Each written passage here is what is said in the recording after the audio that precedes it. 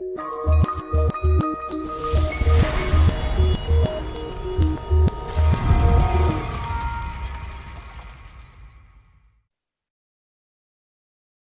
right, folks, so in yesterday's video, we talked about the huge shift we saw in the S&P 500 by the large funds adding 51,000 contracts to the short side.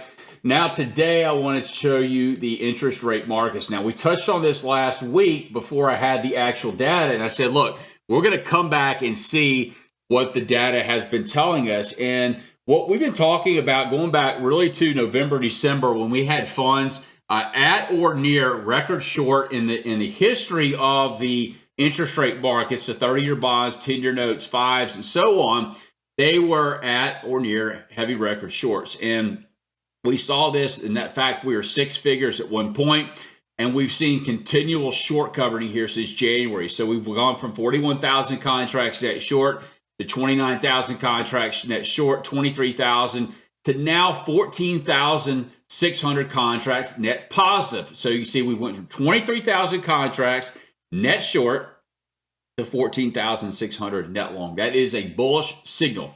And you can see that over here. New buying. We've had 8,600 contracts bought, 10,000 contracts net bought.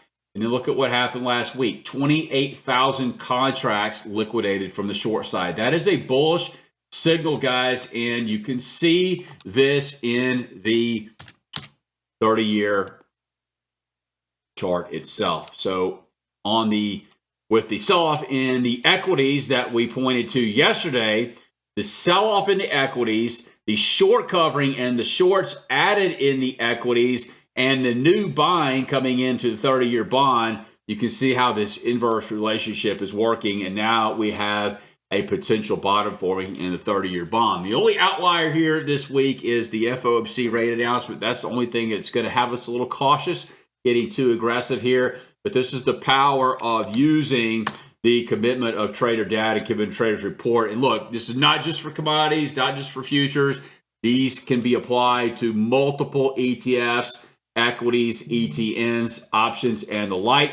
Now, I'm going to be hosting a free presentation this week, how we exploit a government report to find exactly what I just showed you. We do it with literally 2 clicks of a mouse button every single week. We do it across indices, rates, other physical commodities such as metals, energies, grains, softs, currencies, and even crypto. I'm going to hyperlink you to this page, and I'll see you on the inside.